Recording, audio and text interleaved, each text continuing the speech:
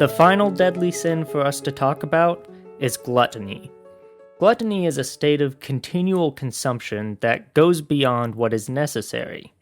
Primarily, this issue arises with food, where people eat far more than they need to survive, pushing them further into an unhealthy condition. Gluttony in the broader sense, however, can go beyond just food, referring to any condition where a continual consumption is desired that sometimes goes to the point where it becomes necessary. Let's look at the examples for both of these sides of gluttony. Beginning with the solely food aspect of gluttony, we will use the example given by the hyenas in The Lion King.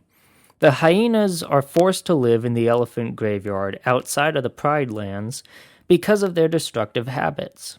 After they ally with Scar and take over the Pride Lands, they quickly devour the creatures living there to the point where food becomes scarce for everyone. They consume so much that they destroy the well-being of both themselves and all the residents of the Pride Lands. Another example of unhinged desire to eat is seen in Monstro from Pinocchio. Monstro is referred to as a whale of a whale who devours entire ships whole. We first see him feasting on a school of tuna that swam by him while he was lazily resting on the ocean floor. This leads to him swallowing Pinocchio, who quickly agitates the beast to obtain freedom. Monstro then chases Pinocchio across the ocean until he eventually collides with a rocky cliffside that presumably kills him. In Monstro, we see a solitary desire of self-destructive devouring with no deeper purpose that leads to his own demise. Moving now into gluttony that goes beyond just food, let's look at the life of the Shadow Man, Dr. Facilier from The Princess and the Frog.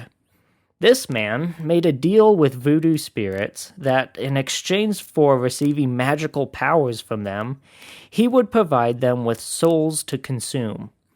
As he intends to continue using these powers he's received, he must continue to give the spirits more and more souls.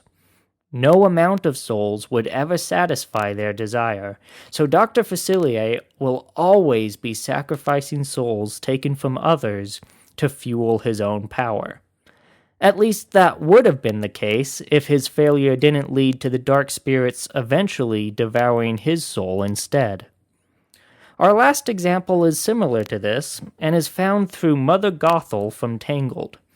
She is an old woman obsessed with staying young, so when she discovers that she can use the magical powers of the Sundrop flower to preserve her youth, she chases it down. However, this power is then transferred to Rapunzel. This leads to Mother Gothel kidnapping Rapunzel and isolating her away in a tower so she can use Rapunzel's power for herself. Time becomes her unstoppable enemy, and Rapunzel becomes her unwilling shield against that enemy for the foreseeable future. Mother Gothel wasn't concerned about Rapunzel's fate.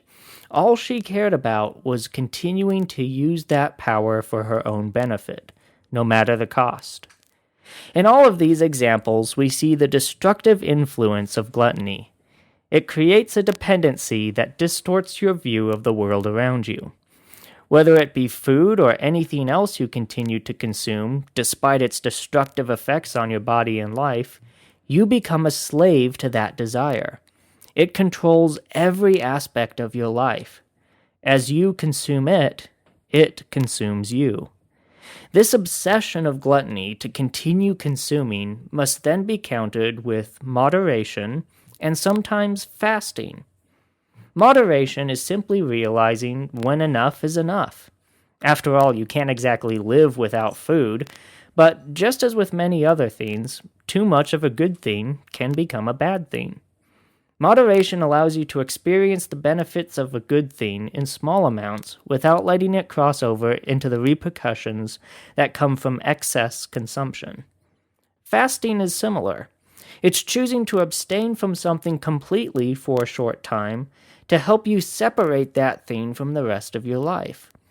Doing so allows you to focus on more important and urgent things for a short time. You don't have to worry about dealing with something in moderation if you cut it off entirely. When put into practice, moderation and fasting can protect us from the never-ending spiral of gluttony. This has been another Sermon in the Pocket and the end of this series. I hope you enjoyed listening to it as much as I enjoyed putting it together. Remember to share this episode with others and send me your questions and comments on Facebook or by emailing me at sermoninthepocket@gmail.com. Thank you again for listening, and may God bless you.